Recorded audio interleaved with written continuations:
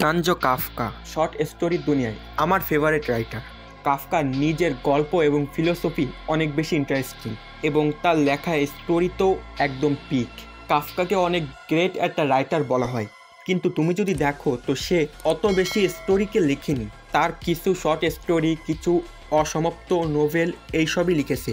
Even তার মৃত্যুর আগ পর্যন্ত তার নোভেলগুলোকে পাবলিশও করা হয়নি। স্টিল তাকে one of the greatest writer বলা হয়। দেখো তার স্টোরিগুলো কিন্তু একদম গ্রেট প্লট টুইস্ট আলা এরকম স্টোরি না। কিছু স্টোরি থাকে না আন্ডারস্ট্যান্ডিং আলা স্টোরি। তার এই শর্ট স্টোরি বা অন্যান্য যে স্টোরি আছে এই সব কিছু এরকম আন্ডারস্ট্যান্ডিং স্টোরি ক্যাটাগরিতে পড়ে। দ্য মেটামরফোসিস আই গেস তার সবথেকে পপুলার গল্প।